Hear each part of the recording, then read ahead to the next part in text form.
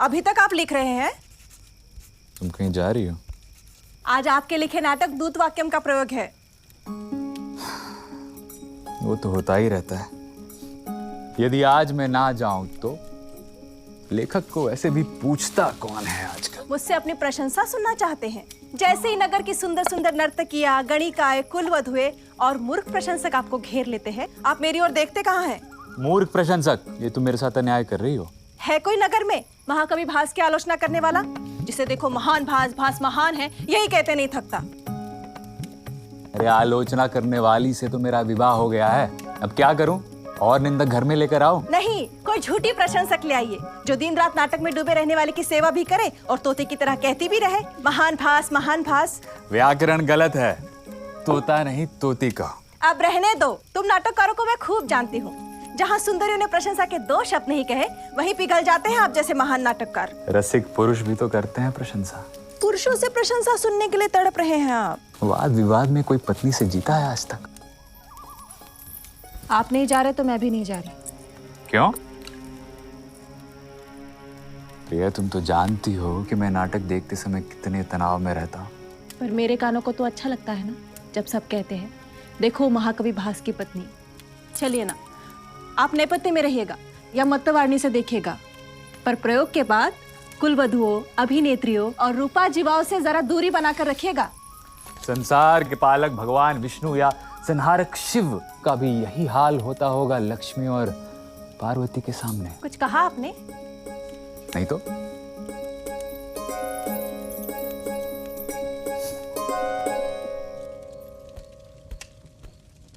प्रतिहार, महाराज दुर्योधन ने आज्ञा दी है कि आज मैं अपने सभी राजाओं के साथ मंत्रणा करना चाहता हूं, इसलिए सभी राजागण बुलाए जाएं। अरे, ये महाराज दुर्योधन तो इसी ओर ही आ रहे हैं। आज क्रोध नष्ट हो जाने से मेरा हृदय प्रसन्न है। सहसा रण का उत्सव आने से पांडव सेना के मदमत्त हाथियों के मूसल जैसे विशाल दांतों को उखाड़कर उन्हें दंतहीन करने की इच्छा होती है। आइए हम सभी सभा भवन में चले। आचार्य, आपका अभिवादन करता हूं। सभा भवन में आइए। पितामह, आपका अभिवादन करता हूं। सभा भवन में चले। ये कूर्मासन आपके लिए है आचार्य। पितामह, ये सिंहासन आपके लिए। महाराज की जय हो। पांडवों के शिविर से दूत बनकर पुरुषोत्तम पधारे। वो ग्वाला तुम्हारा पुरुषोत्तम है। जरासन ने जिसके देश, कीर्ति और सुख का अपहरण कर लिया, वो पुरुषोत्तम है। महाराज प्रसन्न हो, घबराहट के कारण शिष्टाचार का ध्यान नहीं रहा। कभी कभी ऐसा हो जाता है। अब कहो, कौन आया है दूत बनकर? वही जिसका नाम केशव है। केशवः, जल में बहने वाला मुर्दा। राजाओं, तो क्या कहते हैं आप लोग? अर्घ्य देकर उस केशव की पूजा करनी चाहिए? नहीं, यह मुझे अच्छा नहीं लगेगा।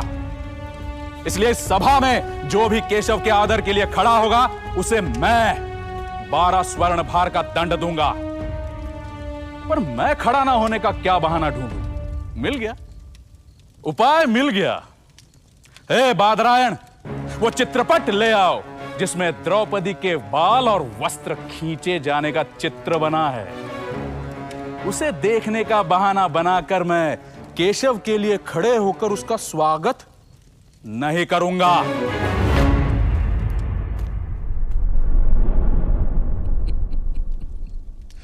बादरायण, एक साधारण पक्षी के वाहन पर गर्व करने वाले उस दूत को बुलाओ। मित्र कर्ण, वो खोटी बुद्धि वाला कृष्ण आज पांडवों के कहने पर नौकर के समान दूत बनकर आया है। इसलिए हे कर्ण, युधिष्ठिर की स्त्रियों जैसी कायरता भरी वाणी को सुनने के लिए अपने कानों को तैयार कर लो। मुझे देखकर सभी क्षत्रिय क्यों घबरा गए? घबराइए नहीं। क्यों केशव को देखकर सभी क्षत्रिय घबरा गए? मेरे द्वारा कहा हुआ दंड याद है ना? सुयोधन, युधिष्ठिर ने निवेदन किया है कि वनवास की प्रतिज्ञा पूरी हो गई है, इसलिए उन्हें उनके पिता के राज्य का हिस्सा दे दीजिए। हे दूत, राज्य तो साहसी राजपुत्रों के द्वारा अपने शत्रुओं से जीतकर भोग करने की वस्तु है। संसार में राज्य मांगा नहीं जाता और न ही दीन बनकर भीख मांगने वालों को दिया जाता है। यदि उन्हें राज्य चाहिए तो वो साहस दिखाएं, और यदि पांडवों को शांति चाहिए तो वे वन में जाकर रहे जहां शांत आत्माएं रहती हैं। हे सुयोधन, अपने भाइयों के लिए इस प्रकार की कड़वी बातें बंद करो। पुण्य से प्राप्त होने वाले राज्य को पाकर जो अपने भाइयों को ठगता है उसके सारे श्रम विफल हो जाते हैं।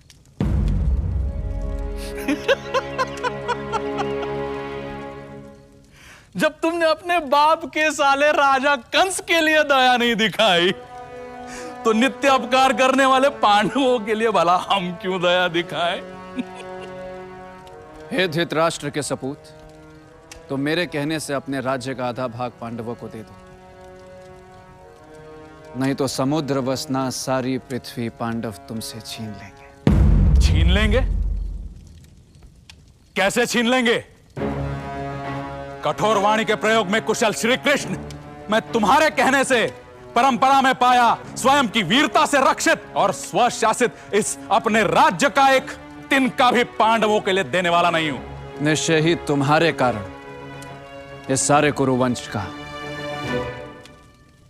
विनाश हो जाएगा।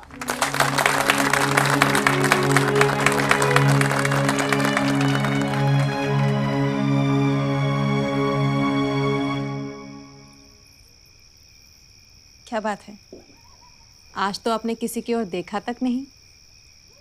सुंदरिया मुस्कुराहटें बिखेरती रही पर कोई घाव नहीं हुआ। प्रशंसकों के बीच भी ज्यादा नहीं रुके।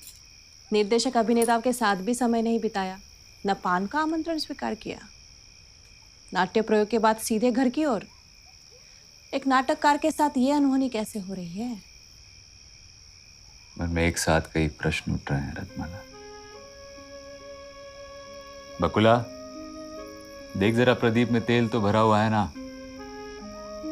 ना है तो भर दे।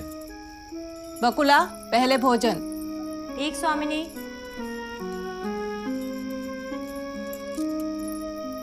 आज नाटककार इतने उद्विग्न क्यों हैं? मन में भटक रहा कोई विचार रचना में ढलने के लिए मुझे उद्विग्न कर रहा है। बाणों की शैया पर लेटे पितामह भीष्म युधिष्ठिर को नीति और राजधर्म का उपदेश देते हैं, पर वही भीष्म द्रौपदी के अपमान पर मौन रहते हैं। कुरुक्षेत्र में पूरे कुरुवंश का नाश कराने के बाद धृतराष्ट्र युधिष्ठिर को राजनीति का उपदेश देते हैं। हस्तिनापुर से वन में जा रहे धृतराष्ट्र से प्रजा दुर्योधन की प्रशंसा करती है। जो सभी धर्म से गिरे वो कर रहे हैं धर्म की बात। समझ नहीं आ रहा क्या है महाभारत में धर्म, क्या है महाभारत में राजधर्म। नए नाटक का नाम क्या रखा है? अभी तय नहीं किया है। शायद राजधर्म।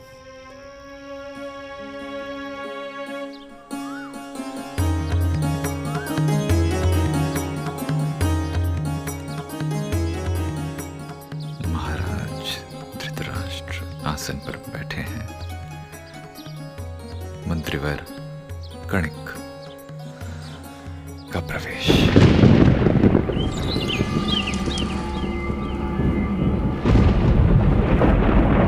महाराज धृतराष्ट्र की जय हो। तुम्हारा स्वागत है। राजनीति, अर्थशास्त्र और महान मंत्र के ज्ञाता मंत्रीवर कणिक। महाराज द्विजश्रेष्ठ, पांडवों की दिनों दिन उन्नति और प्रसिद्धि हो रही है। इससे मुझे ईर्ष्या हो रही है। अब मैं क्या करूं? पांडवों से संधि या विग्रह? महाराज, जो राजा सदा दंड देने के लिए तैयार रहता है, प्रजा उससे डरती है। इसलिए आप अपने सारे काम दंड से ही सिद्ध करें। जैसे कछुआ अपने सारे अंगों की रक्षा करता है, उसी प्रकार राजा अपने सारे अंग, अमात्य, राष्ट्र, दुर्ग, कोश, बल और सुहृद की रक्षा करें और अपनी कमजोरियों को छिपाए रखें। आप कोई काम शुरू करें तो उसे अधूरा ना छोड़ें, क्योंकि शरीर में गड़ा हुआ कांटा यदि टूटकर भीतर रह जाए तो वो बहुत दिनों तक मवाद देता रहता है। छोटी सी भी आग को ईंधन मिल जाए तो वो पूरे वन में आग लगा देती। ऐसे ही छोटा शत्रु भी बलवान की सहायता से विनाश कर सकता है। इसलिए राजा को अंधा बनने का अवसर आने पर अंधा बन जाना चाहिए। मैं समझा नहीं महाराज। समझो, जब कुछ न कर पाओ तो शत्रु के दोषों को मत देखो। ऐसे में चारों ओर निंदा हो रही हो, धिक्कार हो रहा हो, तो भी उसे अनसुना कर दो। कान बंद करके बहरे हो जाओ। यह आपकी नीति है महाराज? ये कणिक की कूटनीति है शकुनी। जब समय विपरीत हो तो धनुष को भी तिनका समझो और दीनहीन और लाचार बन जाओ। शिकारी की तरह ही झूठ मूठ नींद का बहाना करके सो जाओ, और जब मृग आसपास मंडराने लगे तब उन्हें बाणों से मार गिराओ। पहले शत्रु को जड़ से उखाड़ फेंको और फिर उनके सहायकों के संहार की चिंता करो। पर जब तक समय अनुकूल ना हो तब तक शत्रु को कंधे पे ढोना पड़े तो ढो, पर जैसे ही समय अनुकूल हो जाए तो उसे वैसे ही नष्ट कर दो जैसे घड़े को पत्थर पर पटकने पर वो टूटकर बिखर जाता है। कणिक, साम, दान, भेद और दंड से शत्रु का नाश कैसे किया जाता है, मुझे बताओ। डरपोक को डर दिखाकर, वीर से हाथ मिलाकर, लोभी को धन देकर, बराबर और कमजोर को पराक्रम से बस में करना चाहिए। पुत्र, मित्र, पिता, भाई, गुरु, कोई भी क्यों ना हो, यदि वो शत्रु की तरह व्यवहार करे तो उसे मार डालना चाहिए। मन क्रोध से भरा हो तो भी राजा क्रोध ना दिखाए, मुस्कुरा कर बात करता रहे। कभी क्रोध में दूसरे का तिरस्कार ना करे। शत्रु पर वार करने से पहले और वार करते समय भी उससे मीठे वचन बोले। शत्रु को मार कर भी उसके प्रति दया दिखाए, उसके लिए शोक प्रकट करे, आंसू बहाए। पांडवों की मृत्यु पर मैं शोक और आंसू तो बहा सकता हूं, पर प्रहार करते समय उनसे मीठे वचन नहीं बोल सकता था। शकुनी, सुयोधन को धैर्य सिखाओ। मैंने जो मंत्र कणिक से पाया है वो मैं तुम लोगों को दे रहा हूं। ध्यान से सुनो। धर्म के आचरण का ढोंग करने से घोर अपराध भी वैसे ही ढक जाता है जैसे पर्वत काले मेघों से ढक जाता है। यह कणिक तो बड़ा दुष्ट है। धृतराष्ट्र को कैसी गलत सलाह दे रहा है। सच तो कह रहा है कणिक, राजा और मंत्रियों के बारे में। क्यों महाकवि? मैंने तो वही लिखा है जो कणिक ने कहा है। महाकवि अभी कवि धर्म नहीं, राजधर्म निभा रहे हैं। आगे पढ़ो आगे। राजा धनहीनों, नास्तिकों और चोरों को अपने राज्य में न रहने दे। नास्तिक और चोर तो समझ में आते हैं, परंतु ये धनहीन क्यों? धनहीन से ना राजा को कुछ मिलना है, ना राज्य अधिकारियों को। आगे पढ़ो। राजा शत्रु के आने पर उठे, उसकी अगवानी करें, उसे आसन दें, भोजन दें, कोई प्रिय वस्तु भेंट करें, उसका विश्वास जीते, पर अपने लाभ के लिए उसे मारने में संकोच ना करें। सांप की तरह ऐसा काटे कि शत्रु उठकर बैठ ना सके। जो विश्वास पात्र नहीं है उस पर राजा कभी विश्वास ना करे, परंतु जो विश्वास पात्र है उस पर भी अति विश्वास ना करे, क्योंकि अति विश्वास से उत्पन्न होने वाला भय राजा की जड़ मूल का भी नाश कर डालता है। ये है राजनीति। ये मंत्र तो अभिनेताओं पर भी लागू पड़ता है।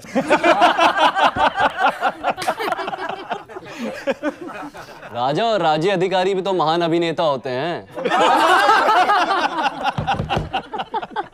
आगे पढ़ो आगे। राजा शत्रु के राज्य में ऐसे गुप्तचरों को नियुक्त करे जो पाखंड वेशधारी अथवा तपस्वी हो। बागीचे, घूमने फिरने की जगह, देवालय, मद्यपान के अड्डे, गली, सड़क, तीर्थ स्थान, चौराहा, कुएं, नदी, पहाड़, वन, जहां कहीं भी मनुष्यों की भीड़ इकट्ठी होती हो वहां पर अपने गुप्तचरों को घुमाता रहे। राजा बातचीत में अत्यंत विनयशील हो, पर हृदय में छुरे की धार रखे। अत्यंत भयानक काम करने भी जा रहा हो तब भी मुस्कुराकर बात करे। कणिक तो बहुत पहुंचा हुआ है। आगे आगे सुनो। अवसर देखकर हाथ जोड़ना, शपथ लेना, आश्वासन देना, पैरों में मस्तक रखकर प्रणाम करना, ये सब ऐश्वर्य चाहने वाले राजा के कर्तव्य हैं। अरे यह तो आज की ही कहानी है। कणिक ने और क्या कहा सुयोधन? कणिक ने महाराज से कहा कि नीतिज्ञ राजा ऐसे वृक्ष के समान रहे जिसमें फूल तो खूब लगे हो पर फल ना हो। यानी वो लोगों को फल की आशा तो दिलाए पर फल ना दे। कर्ण, कणिक कहता है धनवान मनुष्य किसी धनवान के पास नहीं जाता, इसलिए राजा दूसरों के काम अधूरे छोड़ दें ताकि उनका आना जाना बना रहे। मित्र और शत्रु दोनों को यह पता न चले कि राजा कब क्या करना चाहता है। कार्य शुरू होने पर या कार्य समाप्त होने के बाद ही प्रजा राजा को देख सके। और यदि राजा किसी को किसी बात की आशा दे तो वो जल्दी पूरा ना करके उसे लंबे समय तक लटकाए रहे, और जब उसे पूरा करने का समय आए तो उसमें कोई विघ्न डाल दे और समय की अवधि बढ़ा दे, विघ्न का कोई भी कारण बता दे और उस कारण को भी तर्क से सही साबित कर दे। यहां पर जैसे लोहे का छुरा शान चढ़ाकर तेज किया जाता है और चमड़े के संपुट में उसे छिपा कर रखा जाता है, जो समय आने पर सिर को भी काट देता है, वैसे ही राजा को अपने मन की बात छिपा कर रखनी चाहिए और सही समय पर छुरे की धार से शत्रु के सिर को काट देना चाहिए। गुरुश्रेष्ठ, आप इसी कूटनीति का सहारा लेकर पांडवों से यथोचित व्यवहार करते रहें, पर कुछ ऐसा करें कि आप स्वयं संकट के समुद्र में ना डूब जाएं। आप साधन संपन्न हैं, इसलिए पांडुपुत्रों से अपनी रक्षा करिए। कणिक चले जाते हैं और धृतराष्ट्र व्याकुल हो उठते हैं। पहला अंक समाप्त। महाकवि, कणिक की नीति राजा का आदर्श नहीं हो सकती। कौन कहता है कि आदर्श है? ना महाभारत, ना महर्षि व्यास। कणिक और धृतराष्ट्र राजनीति का एक छोर है और विदुर, भीष्म और कृष्ण राजनीति का दूसरा छोर है। महाभारत में कणिक है, इसलिए महाभारत में भीष्म भी है। कणिक से कूटनीति का मंत्र लेने वाला धृतराष्ट्र महाभारत के अंत में आश्रम वासिक पर्व में युधिष्ठिर को राजनीति का उपदेश देता है। धृतराष्ट्र धर्मराज को उपदेश देते हैं? हाँ, यही है धर्म और अधर्म के बीच झूलते हुए महाभारत के चरित्रों की विडंबना। आदि पर्व के धृतराष्ट्र से लेकर आश्रमवासिक पर्व के धृतराष्ट्र तक की यात्रा। महाकवि, आप नाटक पूरा कीजिए। मैं सूत्रधार की चुनौती स्वीकार करने के लिए तैयार हूं। अथ द्वितीय अंकः। सभी पांडवों से पूजित होकर महर्षि नारद युधिष्ठिर से पूछते हैं, राजन, क्या तुम्हारा धन तुम्हारे निर्वाह के लिए पूरा पड़ जाता है? भरत श्रेष्ठ, तुम्हारे राज्य के संपन्न व्यक्ति अहितकारी व्यसनों से बचकर तुमसे प्रेम करते हैं ना? हाँ महर्षि। तुमने अपने जैसे विश्वास योग्य वृद्ध, शुद्ध हृदय, बुद्धिमान, कुलीन और तुमसे अनुराग रखने वालों को ही मंत्री बनाया है ना? क्योंकि विजय का मूल सही सलाह और उसकी रक्षा है। एक योग्य मंत्री ही वो दे सकता है। हाँ महर्षि।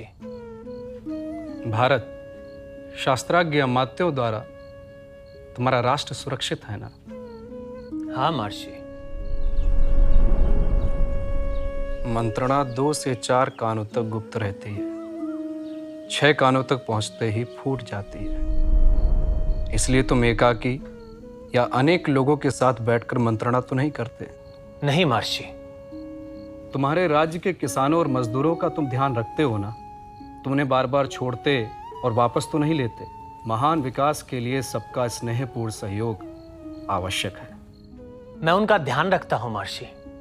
तुम अपनी सेना को भोजन और वेतन निर्धारित समय पर देते हो ना? हाँ महर्षि। जो उन्हें दिया जाना चाहिए उसमें देरी या कमी तो नहीं करते? नहीं महर्षि। भोजन और वेतन में देरी होने से भृत्यगण नाराज हो जाते हैं। महर्षि, क्या सभी मंत्री और मुख्य अधिकारी तुमसे प्रेम करते हैं? हाँ महर्षि। क्या तुम्हारे अधिकारियों में कोई ऐसा है जो अपनी मनमानी करता है और तुम्हारे शासन का उल्लंघन करता है? नहीं महर्षि।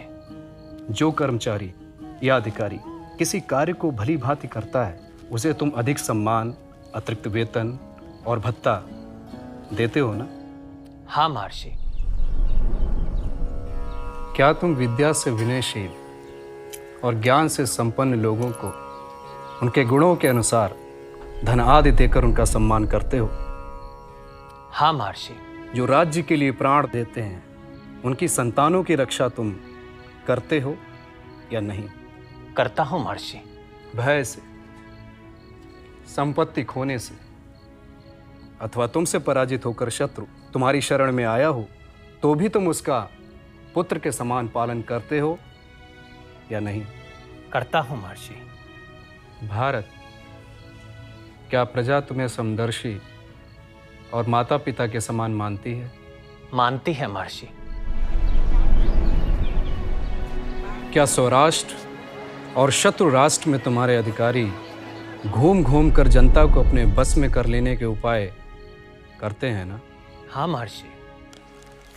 ये रामायण के कच्चित सर्ग जैसा नहीं लगता, जहाँ चित्रकूट में श्री राम भरत से प्रश्न करने के बहाने उन्हें कर्तव्य का ध्यान दिलाते हैं? बिल्कुल ठीक कहा तुम।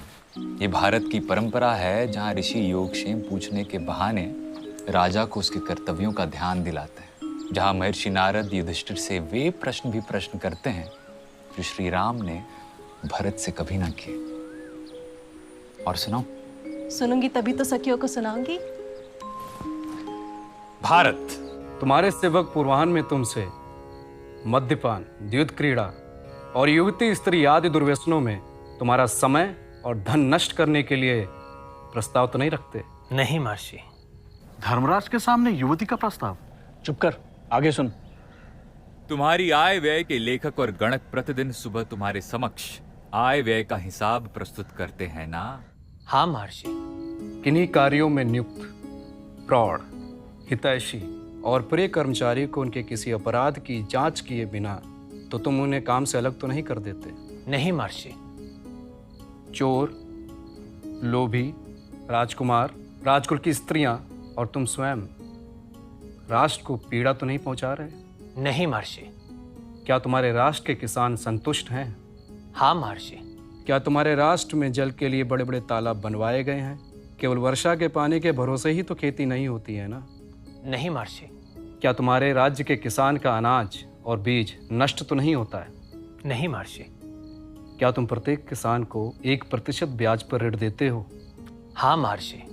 क्या तुम्हारे जनपद के प्रत्येक गांव में बुद्धिमान, वीर, कर्मकुशल 5-5 पंच मिलकर जनहित का कार्य करते हैं? हाँ महर्षि। क्या गांव को भी नगर के समान सुरक्षा दी जाती है? क्या सीमा के गांव को भी दूसरे गांव की तरह सभी सुविधाएं दी जाती हैं? क्या सभी प्रांत, नगर और गांव तुम्हें राज की कर देते हैं? हाँ महर्षि। तुम्हारे राज्य का रक्षा बल सिपाहियों को साथ में लेकर चोर और डाकुओं को पकड़ते हुए सुगम और दुर्गम नगरों में घूमते रहते हैं ना? हाँ महर्षि। क्या स्त्रियां तुम्हारे राज्य में पूरी तरह से सुरक्षित हैं? हाँ महर्षि। कोई आपातकालीन या संकट की सूचना मिलने पर भी तुम अपने प्रिय विलास में लिप्त सोए तो नहीं रहते? नहीं महर्षि। भारत, तुम प्रतिदिन मंत्रियों के साथ प्रजा से मिलकर उनकी समस्या का हल करते हो या नहीं? करता हूं महर्षि। क्या तुम अपराधियों से यमराज और साधु पुरुषों से धर्मराज की तरह व्यवहार करते हो? हाँ महर्षि। कहीं ऐसा तो नहीं कि जो तुम्हारे पास कुछ मांगने आया हो तुम उसे आंख उठाकर भी नहीं देखते? नहीं महर्षि। जिसे पहले राज्य की ओर से सहायता मिल रही थी, बंद हो जाने से वो तुम्हारे पास फिर उसे पाने के लिए आया हो, तुम उसे अभिमानवश, मोह और लोभ के कारण अनदेखा तो नहीं करते? नहीं महर्षि। तुम्हारे राष्ट्रवासी, नगरवासी एकजुट होकर तुम्हारा विरोध तो नहीं करते? शत्रुओं ने उन्हें रिश्वत देके खरीद तो नहीं लिया ना? यानी प्रजा राजा के विरुद्ध एकजुट होती थी? वैदिक से वर्तमान तक भारत ने प्रजा के इस अधिकार की रक्षा की है। और राष्ट्र विरोधी तत्व प्रजा को रिश्वत देकर भड़काते भी होंगे। इसलिए महर्षि नारद प्रश्न कर रहे हैं। आगे? क्या तुम्हारे मुख्य मुख्य भूमिपाल तुमसे प्रेम करते हैं ना? क्या तुमसे सम्मान पाकर वे तुम्हारे लिए आत्म बलिदान दे सकते हैं? हाँ महर्षि। भारत, तुम्हारे कर वसूल करने वाले अधिकारी व्यापारियों से ठीक ठीक कर वसूल करते हैं ना? हाँ महर्षि। व्यापारी बेचने के लिए उपयोगी वस्तुएं लाते हैं ना? तुम्हारे कर्मचारी उन व्यापारियों को छत से ठगते तो नहीं है ना? व्यापारियों का नगर और राष्ट्र में सम्मान होता है महर्षि। तुम्हारे राष्ट्र में मांगलिक उत्सव आदि होते हैं? हाँ महर्षि। शिल्पियों का वर्षा के 4 महीनों में निर्वाह हो सके उतना काम उन्हें दिया जाता है ना? हाँ महर्षि। आपके बताए हुए राजधर्म का मैं यथाशक्ति पालन करता हूँ। तो यह है सभा पर्व के लोकपाल सभाख्यान पर्व में महर्षि नारद द्वारा युधिष्ठिर को राजधर्म का उपदेश। कहाँ कणिक की कूटनीति और कहाँ महर्षि नारद की राजधर्म की व्याख्या, दोनों एक दूसरे के विपरीत। अपनी सत्ता को स्थिर रखने के लिए धृतराष्ट्र कणिक से सलाह लेते हैं और युधिष्ठिर नारद से सुशासन का पाठ सुनते हैं। ये है राजनीति की 2 धाराएं। महाकवि, आप इस नाटक को जल्दी पूरा करिए। मैं कौमुदी महोत्सव में इस नाटक को करना चाहूंगा। पर इस नाटक में स्त्री पात्र कहाँ है?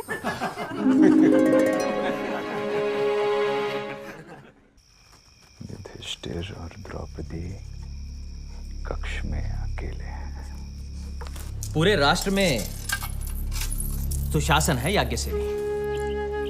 जहाँ न्याय और धर्म का शासन होगा वहाँ सुशासन तो होगा ही। प्रजा प्रसन्न है। गौ रक्षा, खेती और व्यापार अच्छा चल रहा है। मेरे राजवल्लभ प्रजा के साथ कपट नहीं करते। आपके राजवल्लभ आपस में ही कहीं झूठ और कपट तो नहीं कर रहे? तुमने सुना है कहीं? मैंने तो सुना है कि चोर और ठग भी पकड़े जाने पर झूठ नहीं बोलते। सभी आपको पिता मानते हैं। कौन? चोर और ठग? प्रजा भी, चोर और ठग भी। जानती हूँ कि राज्यों में आपको अजात शत्रु कहा जाता है। याज्ञसेनी, धर्म से अर्जित धन और कर से राज्य का कोष भरा हुआ है। इसलिए सभी की अभिलाषा है कि मैं राजसूय यज्ञ करूं। कृष्ण का भी यही मत है। तुम्हारा क्या मत है? आपका संकल्प पूरा हो। आपका संकल्प पूरा हो। आपका संकल्प पूरा हो।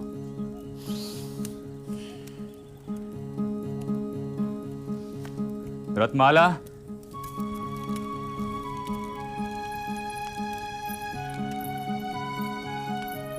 अब क्या समस्या आ गई?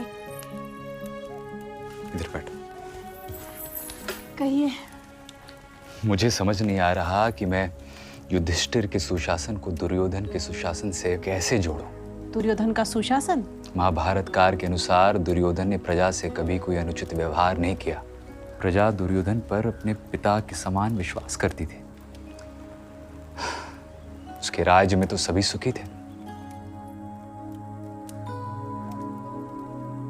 उसे द्वेष था तो सिर्फ पांडवों से। चुनौती क्या है? कि मैं युधिष्ठिर के राजसूय यज्ञ से सीधे दुर्योधन के वैष्णव यज्ञ पर जाना चाहता हूं। उस समय पांडव कहाँ थे? पांडव तो वनवास में थे, पर वैष्णव यज्ञ करने का कारण दुर्योधन की राजसूय यज्ञ करने की अभिलाषा थी। पर युधिष्ठिर और अपने पिता धृतराष्ट्र के जीवित होने के कारण वो राजसूय यज्ञ नहीं कर सकता था। इसलिए दुर्योधन के पुरोहित ने उसे राजसूय यज्ञ के समान ही महान वैष्णव यज्ञ करने की सलाह दी। कर्ण, शकुनी, दुशासन और उसके अन्य भाइयों ने भी पुरोहित का समर्थन किया और वैष्णव यज्ञ किया। आप महर्षि नारद द्वारा युधिष्ठिर को राजधर्म पर दिए गए उपदेश को भीष्म द्वारा युधिष्ठिर को राजधर्म पर दिए गए उपदेश से क्यों नहीं जोड़ते? एक और नारद, दूसरी ओर भीष्म, सीधे महाभारत के युद्ध के बाद। दुख और शोक से भरे युधिष्ठिर ने लंबी लंबी सांसें ली। उन्होंने अर्जुन से कहा, अर्जुन, हम लोग वृष्णि वंशी और अंधक वंशी क्षत्रियों की नगरी द्वारिका में जाकर भीख मांगकर जी लेते तो आज अपने ही कुटुंब को निर्वंश कर इस दुर्दशा में नहीं होते। हमारे कुल का विनाश देखकर हमारे शत्रुओं का मनोरथ तो पूरा हो गया। अपने ही आत्मीय जनों को मारकर हमने कैसा धर्म जीता? इस तुच्छ राज्य के लिए हमने लाखों माताओं के युवा पुत्रों को मार डाला। इस युद्ध से किसकी जीत हुई? ना हमारी, ना उनकी। राजा धृतराष्ट्र इस कुल का विनाश करने वाले पापात्मा दुर्योधन को इस राष्ट्र का स्वामी बनाकर आज वो स्वयं इस शोक की अग्नि में चल रहे हैं। हमने अपने ही देश का सर्वनाश कर डाला। अर्जुन, सत्ता संग्राम में फंसा मनुष्य कभी धर्म नहीं पा सकता। राज्य और धन पाने की इच्छा से मैंने केवल पाप संग्रह किया है। इसलिए मैं ये सब छोड़कर वन में चला जाऊंगा। तुम इस राज्य का शासन करो। नहीं चाहिए मुझे ये राज्य और ये भोग। राजन, आपको यदि यही करना था तो फिर किस लिए इतने राजाओं का वध किया? दूसरे दिन के लिए भी अन्न संग्रह ना करके प्रतिदिन मांग कर खाना, ये तो ऋषियों का धर्म है, राजाओं का नहीं। राजधर्म तो धन से संपन्न होता है। दरिद्र मनुष्य यदि पास में भी खड़ा हो तो लोग उसे इस दृष्टि से देखते हैं मानो वो कोई कलंकित या अपराधी हो। इसलिए राजन, दरिद्रता से बड़ा कोई पाप नहीं होता। जिसके पास धन होता है उसके बहुत सारे मित्र होते हैं, उसी के बंधु बांधव होते हैं, उसे ही विद्वान माना जाता है। गरीब यदि धन चाहता है तो उसे धन नहीं मिलता, और धनी का धन बढ़ता ही रहता है। धन से धन बंधा चला आता है। विद्वानों ने राजा को यही आदेश दिया है कि वो प्रतिदिन वेदों का अध्ययन करे और हर प्रकार से धन संग्रह करे और बादलों की तरह वापस उसी धन को अपनी प्रजा में बरसाए। यही राजधर्म है। इसलिए आप यज्ञ द्वारा धन संचय कर अनुष्ठान करें। अर्जुन, अज्ञानवश तृष्णा ने मुझसे बड़े बड़े पाप करवाए हैं। इसलिए मैंने वन में जाने का निश्चय कर लिया है। द्रौपदी, तुम ही इन्हें समझाओ। द्रौपदी युधिष्ठिर को समझा रही है।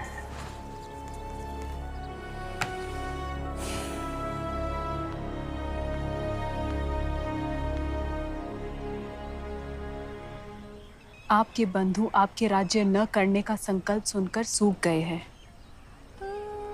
पपीहे के समान वह आपसे राज्य करने की रट लगाए हुए हैं। राजन, आपको यह राज्य न शास्त्रों के सुनने से, न दान में, न किसी के समझाने बुझाने पर, न यज्ञ करने से और न ही भीख मांगने से मिला है। द्रोण, कर्ण, अश्वत्थामा और कृपाचार्य जिस सेना की रक्षा करते थे, उसका वध करके आपको यह राज्य मिला है। इसलिए आप इसका उपभोग करें। आप राज्य छोड़कर स्वयं के लिए विपत्ति खड़ी ना करें। इसलिए आप धर्म पूर्वक प्रजा का पालन करें। राजन, दंड प्रजा पर शासन करता है, उनकी रक्षा करता है। सबके सो जाने पर भी दंड जागता रहता है। इसीलिए दंड को राजा का धर्म कहा गया है। दंड ही धर्म, अर्थ और काम की रक्षा करता है। इसलिए आप दंड धारण कीजिए। दंड के डर से ही कई अपराध नहीं करते। यदि संसार में दंड ना रहे तो ये सारी प्रजा नष्ट हो जाए। जिस प्रकार बड़ी मछली छोटी मछली को खा जाती है, उसी प्रकार दंड ना हो तो बलवान दुर्बल को खा जाए। यह राज्य आपको धर्म से मिला हो या अधर्म से, इसका शोक न कर आप राज्य और यज्ञ करिए। सारे काम धन के अधीन है और धन दंड के अधीन है। यह है दंड की महानता। इसलिए राजन, आप प्रजा की रक्षा कीजिए।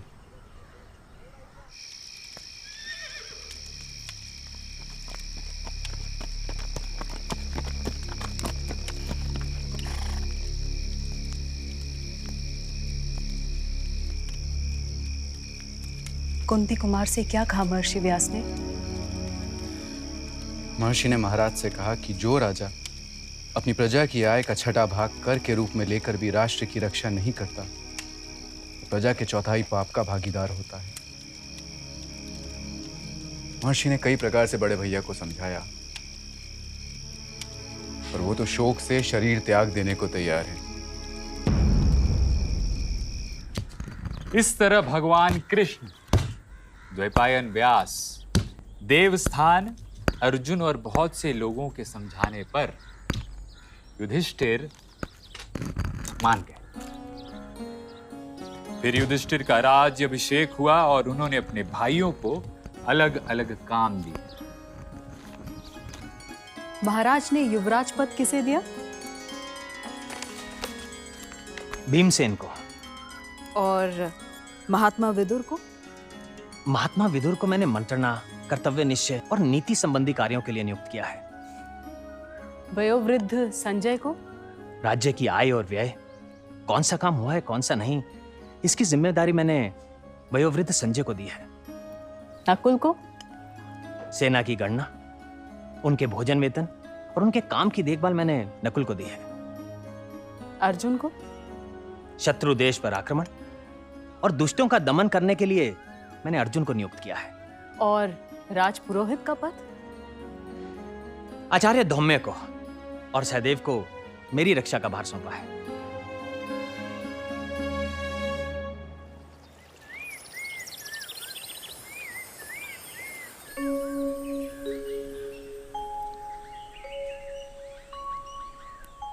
श्री कृष्ण, आपकी रात सुख से बीती?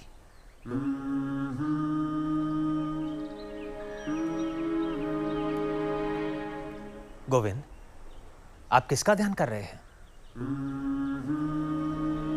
राजन, बाणों के शैया पर पड़े हुए भीष्म मुझे याद कर रहे थे।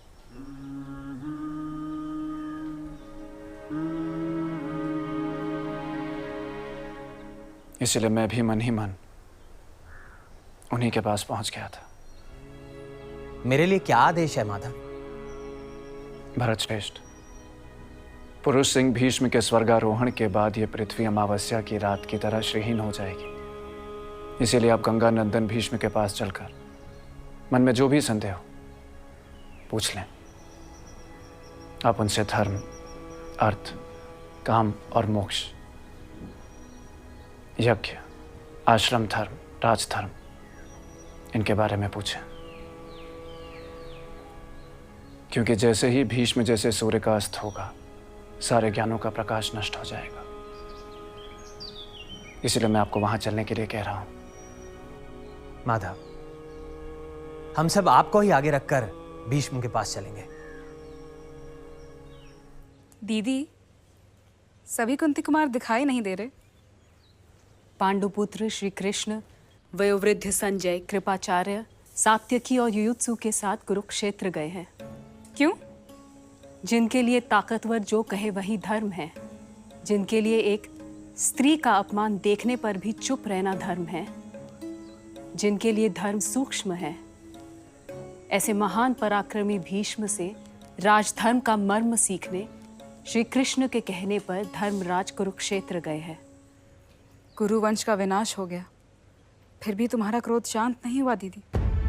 मैं तो चाहती हूँ कि मेरा यह क्रोध हर स्त्री में आग बनकर दहके, ताकि जब भी कोई स्त्री का अपमान करने का दुस्साहस करे, उनका भी वही हाल हो जो अपने को वीर समझने वाले कुरुक्षेत्र में पड़े योद्धाओं का हुआ है, जिनकी लाशें अब गीदड़ नोच रहे हैं।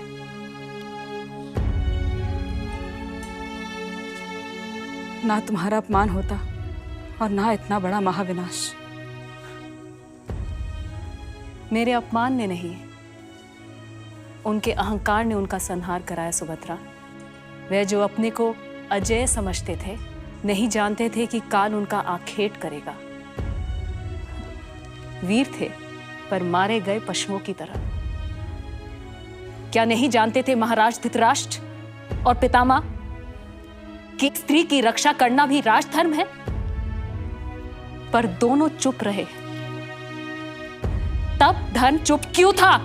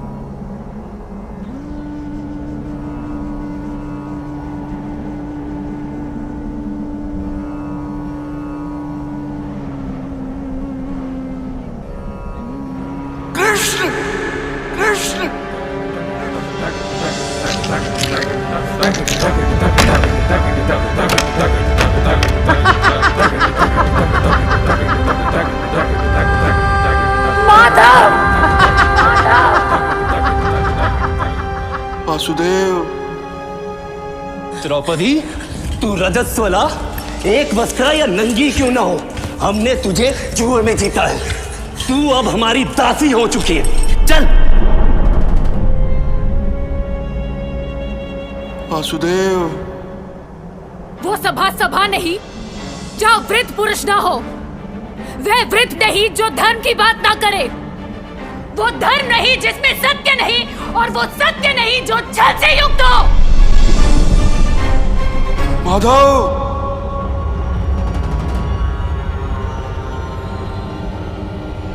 वासुदेव, माधव, कृष्ण, वासुदेव, माधव, गोविंद, गोविंद, गोविंद। क्या मैं जीती गई हूँ? मैं आपके मुख से इसका उत्तर सुनना चाहती हूँ। मैं पहले ही कह चुका हूं, धर्म की गति बड़ी सूक्ष्म है। कृष्ण। संसार में बलवान जिसे धर्म कहता है, लोग उससे ही धर्म मान लेते हैं, और दुर्बल जिसे धर्म कहता है, वो बलवान के धर्म से दब जाता है।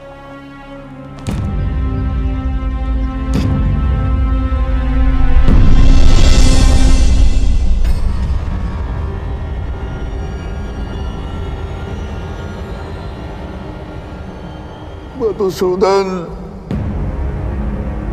मधुसूदन, मधुसूदन।